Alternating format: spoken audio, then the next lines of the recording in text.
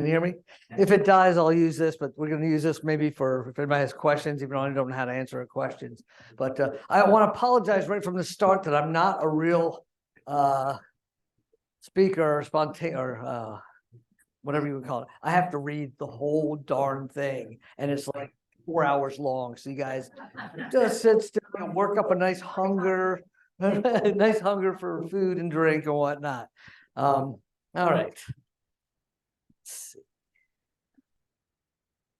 We've got a couple things going on. Of course, there's different cakes back there. A number of people have submitted cakes, and I made a cake, and Shawn made a cake, and his mother made a cake, and Sally O'Byrne has made a cake, and a lot of people made cakes or plum puddings and things like that. So we're going to do a taste testing afterwards, and we'll get a small piece of every single one and see which ones you can stand, which ones you can't, and which ones you just love like crazy and want to get the recipe. And I actually have all the recipes written down here, and you can get a hold of that after the fact. Okay. For months, they have lain in wait, dim shapes lurking in the forgotten corners of houses and factories all over the country. And now they are upon us, sodden with alcohol, their massive bodies bulging with strange green protuberances, attacking us in our homes, at our friends' houses, at our offices. There is no escape. It is the hour of the fruitcake. This was Deborah Papier from her article called Fruitcake. Okay, fruitcakes have always been a subject of ridicule and humor. Someone once stated, reality is like a fruitcake. Pretty enough to look at, but with all sorts of nasty things lurking just beneath the surface. And then there's the former talk show host, Johnny Carson. Some of you probably still remember his infamous fruitcake joke. He said, the worst gift is a fruitcake. There's only one fruitcake in the entire world, and people keep sending it to each other. So, okay, many of you may be familiar with the children's book, Junie B. Jones and the Yucky Blucky Fruitcake by Barbara Park, where Junie B is having a run of bad luck, losing every game at the school carnival. When she finally wins the cakewalk on her last ticket, she chooses a fruitcake as her prize.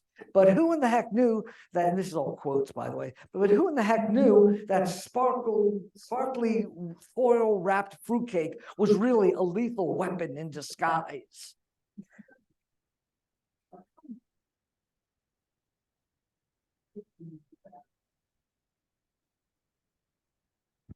Okay, that works almost as well. The common stereotype came from the fact that fruitcake, when mass-produced and brought to the supermarkets, had to be deliberately overbaked in order for it to have a long shelf life with side effects including hardness and a flat taste. Another reason people tend to dislike it is that it has unnatural colors. It's cloyingly sweet flavored, and chewy textures of the fruit are typically contained in these cakes, such as candied cherries dyed green, or an unnatural shade of red, and candied citron, or the like.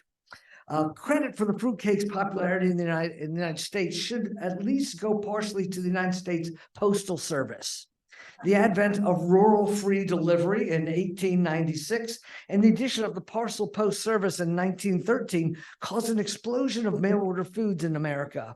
Overnight, once rare delicacies were mere mail-order packages away for people everywhere who could afford them. Given fruitcake's long shelf life and density, it was unnatural for the mail-order food business. America's two most famous fruitcake companies, Claxon, we've got one right here. Well, this one's hard as rock, but no, it's fresh and in the back there.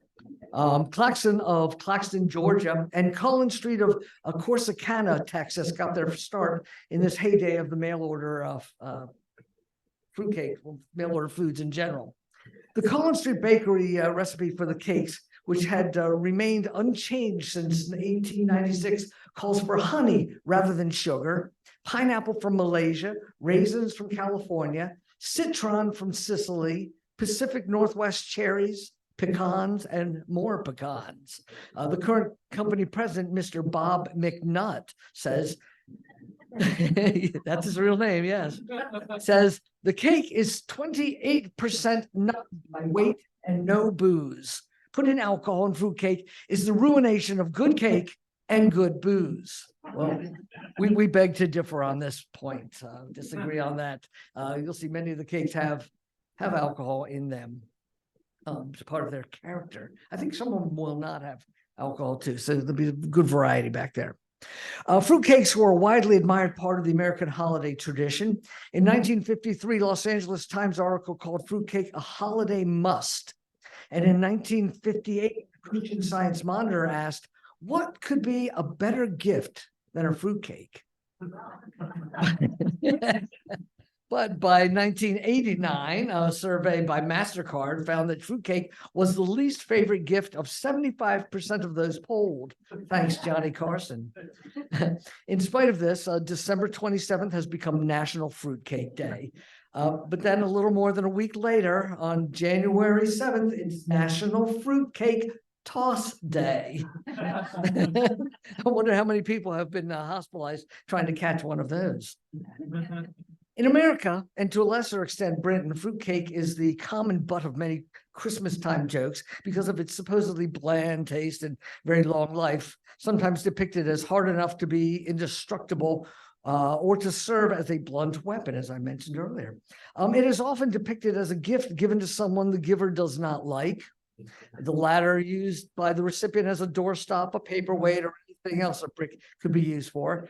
As a Johnny Carson's joke, there are stories about exact same fruitcakes being passed around between friends and family members for decades, even centuries, because it's never going bad, or perhaps can't get any worse than it already is, and no one seems to want to even taste them. Anyway, haters, humor, and disrespect aside, fruitcake is still a robust American tradition. The website Serious Eats reports that over 2 million fruitcakes are still sold each year. And worldwide, it is also very traditional. Okay, here are some fun facts about fruitcakes. Fun facts. Okay, two friends from Iowa have been exchanging the same fruitcake since the late 1950s. Apparently true. And even older fruitcakes were left behind in Antarctica by the explorer Robert Falcon Scott in 1910. I'm not sure what happened to it. Probably frozen, I'm guessing. But the honor of the oldest known existing fruitcake goes to one Michigan family that claims to have a 145-year-old fruitcake passed down from generation to generation. According to Fidelia Ford's great-great-granddaughter, Fidelia made the cake in 1878. Of course, this does not include archaeological finds of fruitcakes. The only record verified by the Guinness organization as the world's oldest cake is an over 4,000-year-old fruitcake discovered in an Egyptian tomb. People have apparently tasted these ancient cakes and lived, meaning that they're still edible after all these years. Who would have guessed? The trifecta of sugar, or honey, I guess in some cases, low moisture ingredients, and high proof spirits make fruitcakes some of the longest lasting foods in the world. Did you know? I hope you don't, because I want to be able to tell you. Did you know that the first recorded use of the word nutty to describe someone crazy was as early as 1821? With the emergence of nut-laden commercial fruitcakes in the 1930s, people connected the dots, and the phrase nutty as a fruitcake was born. You've heard that before, huh? And fruitcake is often used to denote nutty, silly people and derogatorily of effeminate males. There are television cartoons of old, like the Milton the Monster Show, which had a mad professor, weirdo, whose nemesis, another mad professor named Professor Fruitcake. In the Super Mario Brothers Super Show, Dr. Sigmund Fruitcake was an eccentric psychiatrist head doctor. On All in the Family's a sitcom from the 1970s, when his son-in-law Mike takes up macrame, the bigoted Archie Bunker's character mocks him for having yet another girly pastime. He says, "Will you stop doing that? Some friends of mine might come walking through the door and find out that I got a fruitcake for a son-in-law." So it didn't have a good reputation for a long time. Still doesn't, I guess. So fruitcake doesn't exactly have the best reputation. Although it has the word cake in it, it's rarely like a birthday cake that you would probably that you are probably used to. Made with dried fruit and lots of nuts, fruit cakes are typically on the more dry side. Excuse me. Still, this is one of the food items that has surprising history. It's been around for much longer than you would think. Roman soldiers packed fruit cakes like bars called sutura for marching in battle. They used barley mash, honey, wine, and added pine nuts, raisins, and pomegranate seeds.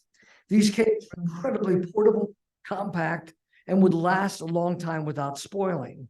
It may be an early ancestor of the fruit cake and of our energy bars of today, like a Cliff Bar. And previously, here we go. Noted, similar fruitcakes were left behind in the tombs of the dead in ancient Egypt. These fruitcakes were probably intended as sustenance for the afterlife. What a surprise. I'm already dead and they give me a fruitcake. Kind of strange. Today, what you might recognize as a modern style fruitcake, a moist, leavened dessert studded with fruit and nuts, and sometimes frosted, was probably first baked in the early Middle Ages in Europe. Spices like cinnamon, cloves, and nutmeg were symbols of culinary sophistication. These sweeter spices started appearing alongside fruit in many savory dishes, especially breads, and also for the main courses. The most common fruitcake back then blended honey, spices, and more importantly, preserved fruits. During the 13th century, British fleets would bring back dried ingredients from Portugal and the Mediterranean. However, the resulting cakes were most of the lightly breaded fruits, not the rich, dense cakes that we have today. It wasn't until the late European Middle Ages when the earliest versions of a richer fruitcake like the Scottish black bun started entering the world stage. Because of their exotic ingredients, most of the general populace considered these desserts as luxuries only meant for special occasions like Christmas. The story of plum or figgy pudding, a steeped cake, began in medieval England, when it was popular tradition to observe a period of self-denial, fasting, and abstinence from every kind of indulgence in the weeks leading to Christmas. The abstinence and occasional fasting was supposed to prepare the body for the overindulgence and excesses of Christmas. According to custom, on the eve of Christmas, a rich porridge was cooked and eaten to line the stomach for the upcoming feast. The porridge was said to have been made with oats, dried fruit, spices, honey, and sometimes even meat. It can be called the grandfather of European Christmas cake or plum pudding. Puddings, by the way, is the British term for many dishes and not just dessert. Blood pudding is a type of sausage. Yorkshire pudding is like a popover bread to be eaten with savory entrees. The well-known figgy pudding, plum pudding, and spotted dick pudding are usually steamed fruitcakes. Fruitcakes and the church have had a long love-hate relationship. During the Crusades, the knights took a cue from the ancient Romans and used fruitcakes as their energy bars. The 6-month trek from England to the Holy Land meant that the Crusades needed something that would last a very long time. They would bake their fruitcakes with crumbled stale bread, honey, spices, dried fruit, and mead as a solution. The blend eventually hardened and became naturally resistant to rot. In the 15th century, fruitcakes had a slight downgrade in status as the Catholic Church prohibited bakers from using butter for cakes during Advent. During Advent, a time for fasting is what Advent is, yes. The resulting butterless cake called stollen was a dry and less tasty, maybe tasteless creation made with flour, oil, yeast, and water. Luckily, tasty versions, also called stollen, now in Germany exist and are much better tradition for them. Because of the butter prohibition, Prince Elector Ernest and Duke Albrecht of Saxony sent a letter to Pope Nicholas V, pleading for him to lift the ban. Oil in Saxony was very expensive and hard to come by, which made eating cakes a burden. It wasn't until Pope Innocent VIII's reign, as that's the fifth pope after Nicholas V, so 35 years later, that butter was finally allowed. Pope Innocent VIII sent what is now known as the butter letter to the prince, stating that anyone could use butter. However, everyone, aside from the prince's household, of course, had to pay an annual tax at that time for the use of butter. Yeah, that's the way things always go, right? Since that time, the fruitcake has evolved back to its more decadent state. Wealthy families would distribute these cakes to carolers and less fortunate during the holidays. This practice likely influenced the annual fruitcake gifting and regifting that we are subject to today. During the 17th century, boatloads of sugar from plantations would start arriving in Europe, quickly turning sugar into a cheap commodity.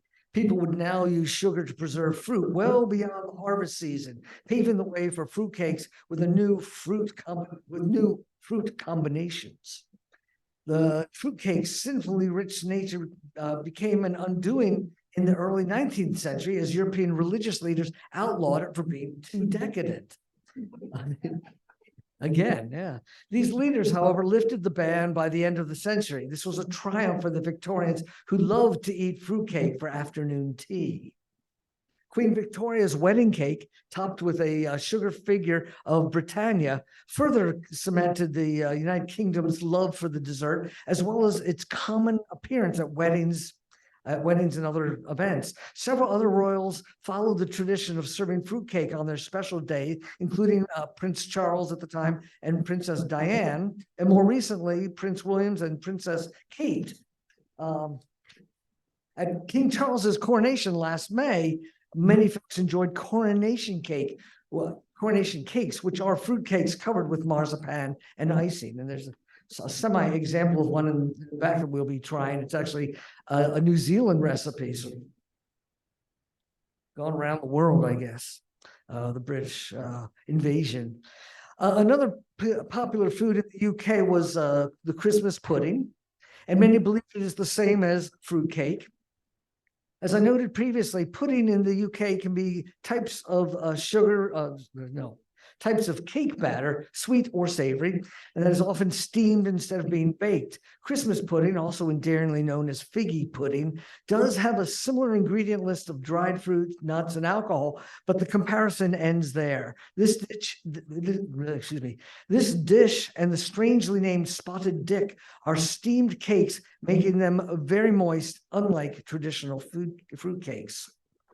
All right, I'm getting a little ahead of myself. Sorry. I told you I'm not a great speaker here, so I apologize for reading, but I'm going to continue reading until you're totally bored and hungry. So relax, enjoy. I hope I'm giving you some information. When I'm totally finished, feel free to ask questions, and I'll try not to answer any of them.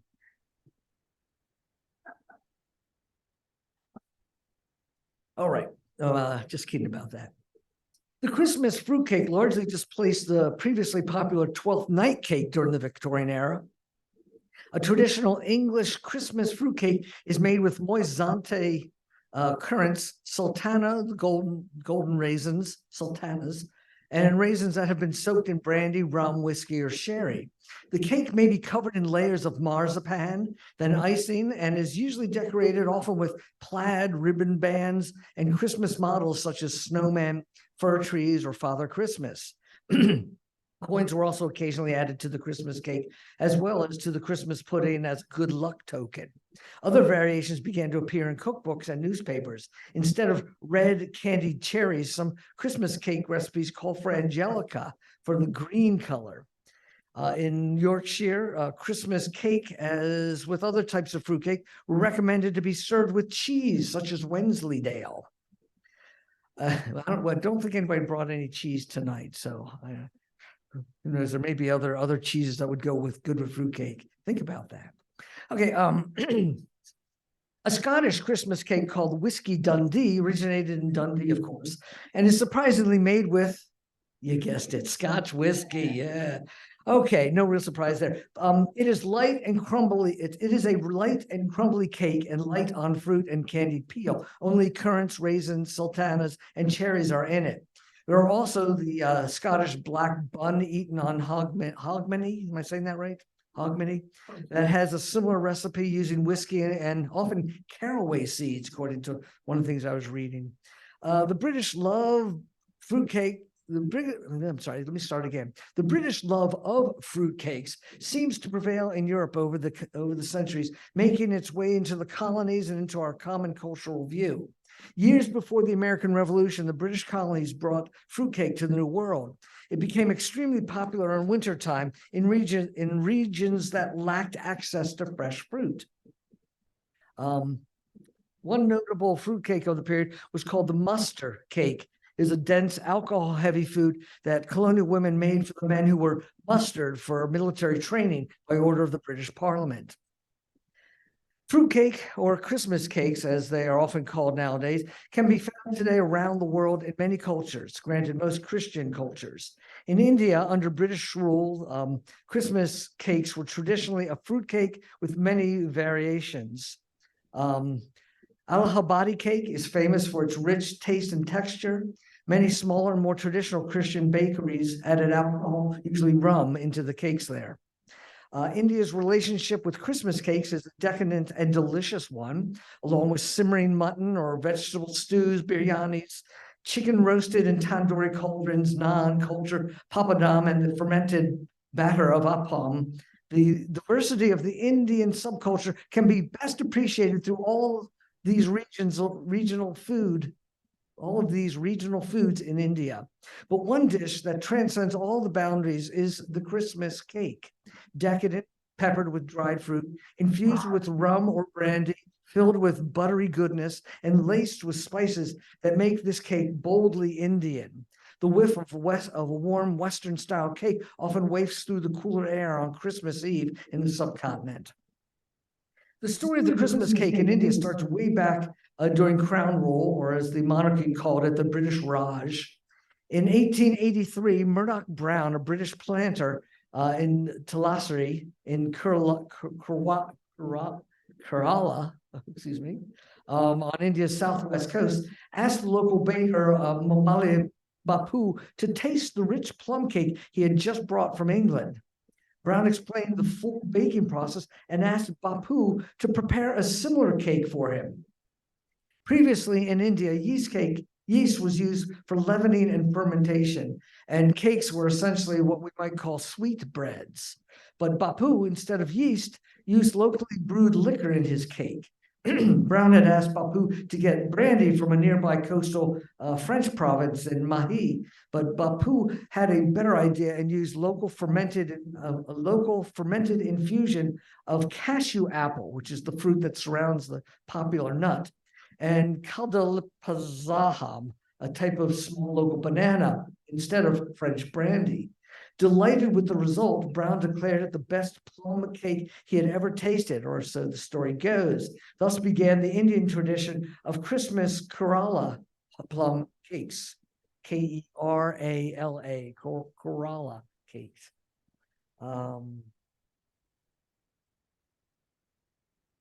Here we go. In one of the earliest cookbooks published in India in 1879, it's called Dainty Dishes for Indian Tables. The author describes how egg whites were to be beaten to yield a sticky consistency. No, I'm sorry, a stiff consistency for the aeration of plum cake. The author also described how great care should be taken to procure pure flour, as the ordinary bazaar flour was adulterated and inferior, resulting in heavy and quick spoiling cakes. I'm tripping over my own tongue now. I apologize for that again, too. Hold on. Slow down, Allan. Am I going too fast for everybody? I can start from the beginning again.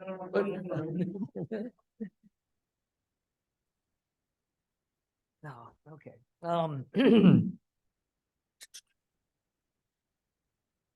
Let's see. Okay, Indian historically did not have a baking tradition and no history of ovens even. Without proper ovens for the new creation of Western cake, sand was heated to a high temperature and baking tins were placed on it with glowing coals on top of that.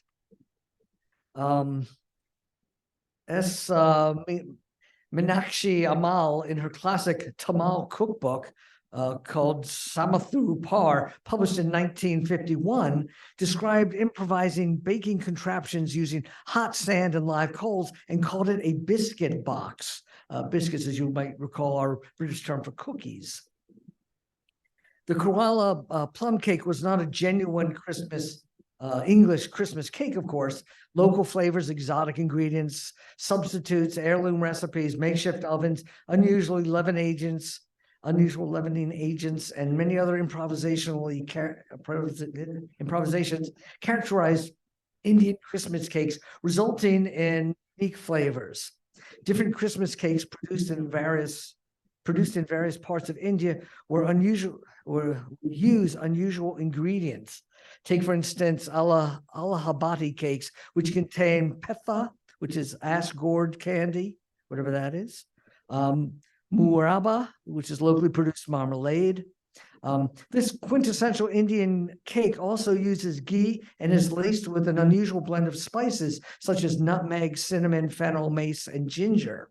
I don't know if any of you who make cakes today or make cakes have used those spices in your cakes, but that would be some interesting flavors, I think. A tutti frutti is another omnipresent ingredient in Indian Christmas cakes. Indian tutti frutti is essentially candied papaya. It bears very little resemblance to the European counterpart. These little chunks of lurid colors of green, red, orange adorn Christmas cakes found all over the subcontinent. In the United States, tutti frutti also refers to fruits soaked in brandy or other spirits, and even to fruit fermented in a liquid containing sugar and yeast. Now, in Japan, Christmas cake is traditionally eaten on Christmas Eve. Christmas is a very busy secular holiday for patisseries in Japan, and Japanese Christmas cakes are created with a wide variety of flavors, ingredients, and colors. The cake is simply a sponge cake frosted with whipped cream, often decorated with strawberries, and usually topped with Christmas chocolates and other seasonal fruits, and a Santa Claus decoration. Christmas cakes of this style were originally made by the baker Fujiya in 1910 and was popularized when he began sales of them in Ginza, the central commercial district in Tokyo, in the 1920s. This was during a time when Japan was going through a massive wave of Westernization, particularly by the upper elite class, who had a strong perchance for Western cultures in general, and enjoyed Western-style desserts as a delicacy. Thus, being a Western-style dessert, Japanese Christmas cakes were associated with the ideal of Western modernity and social status. It was a major hit, and the Japanese Christmas cakes were commercialized and slowly became more affordable to the general public. Different shapes and styles of Christmas cakes are released across the countless numbers of confectionery stores in that country. The cakes are no longer tied down to the traditional form of round white cakes with strawberries and Santa Claus on top. The Christmas cakes today are symbolized as a ritual of Christmas celebration, specifically the act of sharing the cake with family or friends. Now, in Japan, women had traditionally been expected to marry at a very young age, and those who were unmarried by the age of 25 were metaphorically and unflatteringly referred to as unsold Christmas cakes. The term first became popular during the 1980s. It wasn't that long ago, actually, but fortunately has become less common because Japanese women today can remain unmarried and with somewhat less stigmatization. Let's see, in Sri Lanka, Christmas cakes use treacle, molasses essentially, and includes pungent spices like nutmeg, cinnamon, cumin, and black pepper. In the Philippines, Christmas cakes are bright, rich yellow pound cakes with nuts or fruitcakes soaked in the British fashion with copious amounts of brandy or rum mixed with a simple syrup of palm sugar and water. Traditionally, civet musk, a cat-like mammal, was added but has been replaced with much less expensive rose water and orange flavored water. Maybe some of you have heard of the civet coffee. Yeah, that's same animal. These liquor-laden cakes can usually stay fresh for many months, provided that they're handled properly. Another traditional Filipino Christmas cake is creme de fruta, which is a sponge cake layered with sweet custard or whipped cream, gelatin, or gulaman, which is a type of agar, I guess, and various preserved or fresh fruits, including mangoes, pineapples, cherries, and strawberries. In Italy, the pan dolce genovese is the famous Christmas fruitcake, and it's similar to British fruitcake, but it's less tall and more crumbly. Now, how about America's fruitcakes? The trick with the great fruitcake is the timing. Most Christmas cakes are made in advance. Some folks make them in November or even in October and feed it copious amounts of alcohol before decorating it and keeping the cake usually upside down in an airtight container. Brandy, sherry, or whiskey is poured into the holes on the cake every week or so until Christmas. This process is called feeding the cake. Even if people were to bake it themselves at home, the process is harder than they think. It is very easy to mess up this process, like baking it too long, or that it might be too dense. Baking it too long so that it is too dense, or undercooking it at the middle of the puddle. Yeah, the middle is a puddle of uncooked goo, which is a puddle of pudding, I guess. The classic Joy of Cooking cookbook talks about fruitcakes. And I will paraphrase what they wrote in my 1975 edition. Quote, many people feel that these cakes improve greatly with age. They are usually well saturated with alcoholic liquors and to raise the spirits and keep down the mold. They are buried in powdered sugar in tightly closed tins, and they have been enjoyed as long as 25 years after baking, maybe. It further says that fruitcakes are, quote, fundamentally butter cakes with just enough batter to bind the fruit. They also note that if one does not like candied fruit, you could cook dried fruit such as apricots, figs, raisins, dates, or currants in orange juice, adding flour and seeds or nuts. The last joke is that fruitcake will be the only thing left after the apocalypse, apart from rats and cockroaches, and even they won't touch the fruitcake. Oh yeah, that's it. Thank you. Okay, so I'll tell you a little bit more about, there are a bunch of fruitcakes in the back made by different people. They vary from a light fluffy fruitcake or a steamed plum pudding that is I don't know if Terry, does yours have alcohol in it? No. No, but we've got hard sauce on the side. On the side, okay. Butter. Yeah. Okay, and a number of the other ones are preserved with alcohol. The one I made, for example, was just made 2 weeks ago, so it's a fresh cake. But I've been, pouring a bourbon maple syrup concoction on it a couple times a week up until today, till yesterday, actually. There are other ones that are of all kinds of unusual recipes from different people. Shawn made one. His mother made one for us. Sally O'Byrne, who is the third party of our fruitcake committee, left one in fact there that she made. That is a New Zealand recipe that she made with her sister back in October and has been feeding it ever since. And then just like last week, she bought marzipan and royal frosting and covered it just recently. So that's an interesting way of doing it. Her recipe actually is sort of a New Zealand recipe. I will have a pamphlet here that has the recipes of many of those cakes, so you can look through that and take it home with you. And actually the nonsense I read to you is also in here too, so you can read it to yourself again and again and again. All right. Does anybody have any questions? If we have any questions, we can should we pass around this? Yes. I just wanted to give, when I gave the announcements, I neglected to thank David Reese, who always brings refreshments, and there's some over there.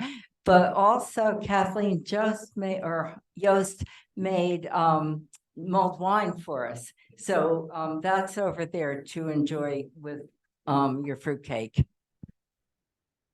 Actually, the wine she made or she has over there is called Glühwein, which many of you have heard of, and it's a traditional holiday Christmas wine to drink outside when it's freezing cold. It's nice to have hot Glühwein, and it goes really well with the fruitcakes. But the fruitcakes also have alcohol in it, so be careful how you eat. Yes, Cecilia, are you still interested in doing your little thing? I just wanted to share, You have to share it with a microphone, but yeah, you have a short story. Yeah, very short. I wanted to share with you a bit about my mother made a fruit cake. It was a persimmon cake. And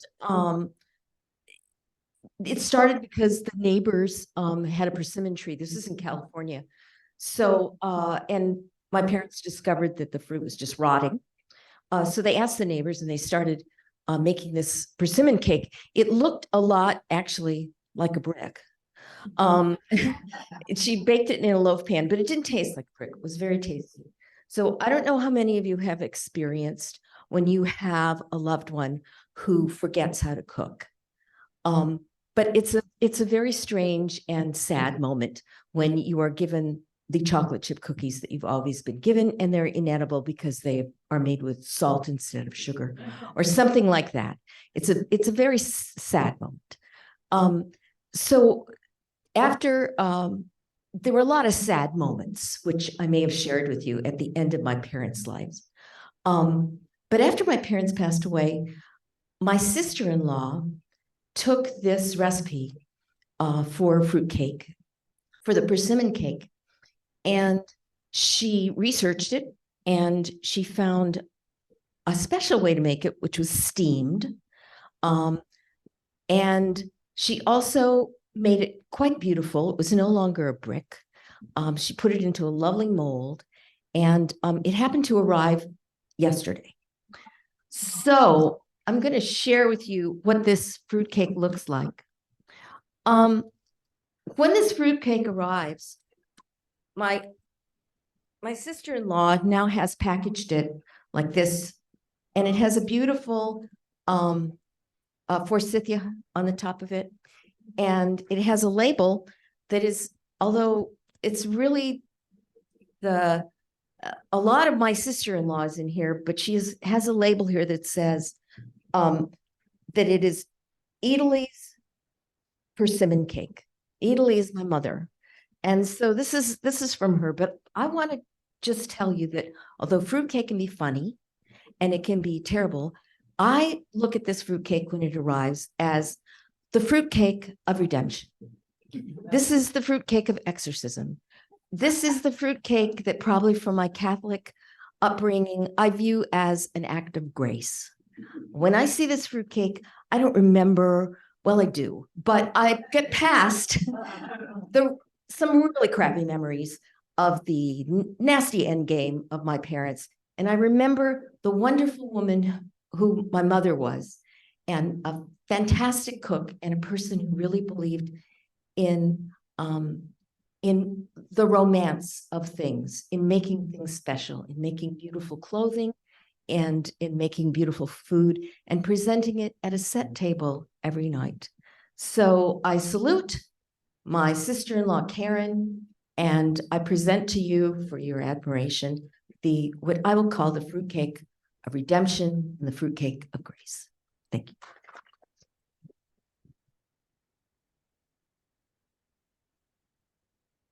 Thank you, Cecilia. Any other questions, comments, or criticisms? Yeah.